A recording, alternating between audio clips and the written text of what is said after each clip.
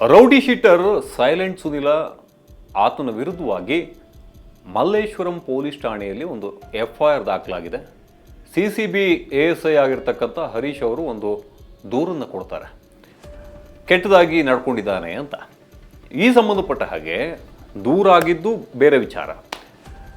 ಇನ್ನು ಹಳೆಯ ವಿಚಾರಕ್ಕೆ ಬಲರಾಮ ಅಂತ ಹೇಳಿ ಯಾರು ಸುನಿಲನ ಆತ್ಮೀಯನಾಗಿರ್ತಕ್ಕಂಥ ರೌಡಿ ಶೀಟರ್ ಬಲರಾಮ, ಆತ ಸಾವನ್ನಪ್ಪಿದ ಬಳಿಕ ಆತನಿಗೆ ಶ್ರದ್ಧಾಂಜಲಿ ಕಾರ್ಯಕ್ರಮ ಇರುತ್ತೆ. ಆ ಶ್ರದ್ಧಾಂಜಲಿ ಕಾರ್ಯಕ್ರಮದಲ್ಲಿ ಯಾವ ರೀತಿಯಾಗಿ ನಡೀತು, ಯಾವ ರೀತಿಯಾಗಿ ಆ ಒಂದು ಶ್ರದ್ಧಾಂಜಲಿ ಕಾರ್ಯಕ್ರಮಕ್ಕೆ ಇವರೆಲ್ಲ ಬಂದಿದ್ದರು ರೌಡಿ ಶೀಟರ್ಗಳು ಅನ್ನೋದ್ರ ಬಗ್ಗೆ ಸಂಪೂರ್ಣವಾದಂಥ ವಿವರಗಳನ್ನು ನಾನು ಕೊಡ್ತೀನಿ. ಬಲರಾಮನ ಶ್ರದ್ಧಾಂಜಲಿ ಕಾರ್ಯಕ್ರಮ ಕಳೆದ ತಿಂಗಳ 25ನೇ ತಾರೀಕು ನಡೆಯುತ್ತೆ. 25ನೇ ತಾರೀಕಿನ ಮಧ್ಯಾಹ್ನ 2:15, 2:20 ಸುಮಾರಿನಲ್ಲಿ ಒಂದು ಸ್ವಿಫ್ಟ್ ಡಿಸೈರ್ ಕಾರ್ನಲ್ಲಿ, ವೈಟ್ ಕಲರ್ ಸ್ವಿಫ್ಟ್ ಡಿಸೈರ್ ಕಾರ್ನಲ್ಲಿ ಸೈಲೆಂಟ್ ಸುನಿಲ ಬರ್ತಾನೆ. ಆ ಒಂದು ಕಾರಿನ ಲಾಸ್ಟ್ ನಂಬರ್ ಬಂದು 5555. ಈ ಒಂದು ಸ್ವಿಫ್ಟ್ ಕಾರ್ನಲ್ಲಿ ಬಂದು ಆತ ವೈಟ್ ಆ್ಯಂಡ್ ವೈಟ್ ಸೂಟ್ನಲ್ಲಿ ಬಂದು ಇಳಿತಾನೆ.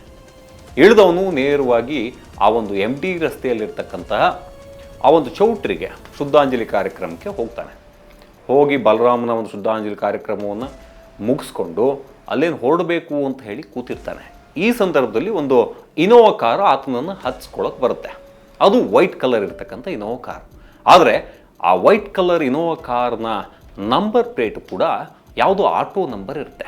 ಆಟೋ ನಂಬರನ್ನು ತೆಗೆದುಕೊಂಡು ಹೋಗಿ ಈ ಒಂದು ಇನೋವಾ ಕಾರ್ಗೆ ಹಾಕುವಂತಹ ಕೆಲಸಗಳನ್ನು ಮಾಡಿದ್ರು ಅನ್ನೋ ಒಂದು ಮಾಹಿತಿ ಕೂಡ ಲಭಿಸಿದೆ. ಇನ್ನು ಆ ಒಂದು ವಿಚಾರಕ್ಕೆ ಸಂಬಂಧಪಟ್ಟ ಹಾಗೆ ಪೊಲೀಸ್ನವರು ಕೂಡ ಆ ಒಂದು ಭಾಗಕ್ಕೆ ಬಂದಿದ್ದಾರೆ ಅಂತ ಹೇಳಿ ಆತನ ಗಮನಕ್ಕೆ ಬರುತ್ತೆ. ಸೈಲೆಂಟ್ ಸುನಿಲ ಏನು ಮಾಡ್ತಾನೆ, ಅದೇ ಸಮಯದಲ್ಲಿ ಅಲ್ಲಿರ್ತಕ್ಕಂಥ ಪೊಲೀಸರನ್ನು ಮಾತಾಡ್ಸೋಕೆ ಹೋಗ್ತಾನೆ. ಯಾಕೆ ಬಂದ್ರಿ, ಏನು ಎತ್ತ, ಅದಲ್ಲದೆ ಅವರವರ ನಡುವೆ ಮಾತಿನ ಚಕಮಕಿಯೂ ಆಗುತ್ತೆ. ಎಲ್ಲರೂ ಸಮಸ್ಯೆಗಳಾಗಬಹುದು ಅಂತ ಎಣಿಸ್ಕೊಂಡು ಆತ ಆ ಕಾರನ್ನು ಕೂಡ ವಾಪಸ್ ಕಳಿಸ್ಕೊಡುವಂತಹ ಕೆಲಸಗಳನ್ನು ಮಾಡ್ತಾರೆ. ಪೊಲೀಸ್ನವರೆಲ್ಲ ನನ್ನನ್ನೇ ಹುಡ್ಕೊಂಡು ಬಂದಿದ್ರಲ್ಲ, ಈ ರೀತಿಯಾಗಿ ಸಮಸ್ಯೆ ಆದರೆ ಏನು ಮಾಡೋದು ಅಂತ ಹೇಳಿ ಆತ ಯಾವುದಾದ್ರು ಆರ್ಮ್ಸ್ ಆ್ಯಕ್ಟೋ ಅಥವಾ ಇನ್ನೊಂದು ಯಾವುದೋ ಬಂತು ಹಾಕಿದರೆ ಸಮಸ್ಯೆಗಳಾಗ್ತವೆ ಅಂತ ಆತ ಅಲ್ಲಿಂದ ಸೈಲೆಂಟ್ ಆಗ್ತಾನೆ.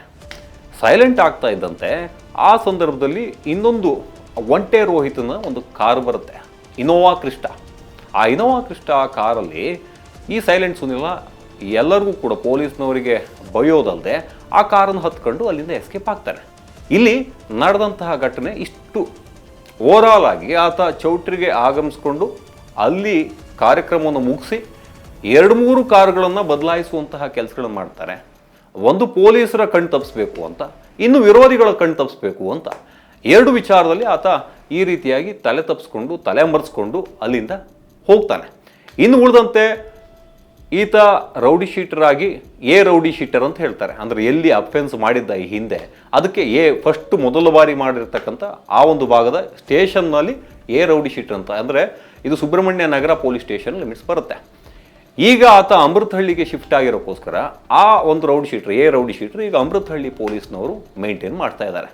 ಒಟ್ಟಾರೆಯಾಗಿ ಈತ ಪ್ರತಿಯೊಂದು ಕ್ಷಣವನ್ನು ತನ್ನ ಒಂದು ಜೀವನಕ್ಕಾಗಿ, ತನ್ನ ಒಂದು ಉಳಿವಿಗಾಗಿ ಓಡಾಡ್ತಾ ಇದ್ದಾನೆ. ಅಂದರೆ ಎಷ್ಟೇ ಧರ್ಮದ ಕಾರ್ಯ ಮಾಡಿದರೂ ಕೂಡ ಈ ಹಿಂದೆ ಮಾಡಿರ್ತಕ್ಕಂಥ ಕರ್ಮ ಏನಿದೆ ಅದು ಹಿಂದೆನೇ ಬರ್ತಾ ಇರುತ್ತೆ. ಒಂದು ಪೊಲೀಸ್ ರೀತಿಯಲ್ಲೂ ಬರ್ಬೋದು, ಇಲ್ಲ ಆತನ ವಿರೋಧಿ ಗ್ಯಾಂಗ್ ಆಗಿಯೂ ಕೂಡ ಬರ್ಬೋದು. ಒಟ್ಟಲ್ಲಿ ನೆಮ್ಮದಿ ಇಲ್ಲದಂಥ ಒಂದು ರೌಡಿ ಜೀವನ ಈಗ ಸುನಿಲ ನಡೆಸ್ತಾ ಇದ್ದಾನೆ. ಇದು ಎಲ್ಲಿಗೆ ಹೋಗಿ ತಲುಪುತ್ತೆ ಅನ್ನೋದು ಕಾದು ನೋಡಬೇಕು.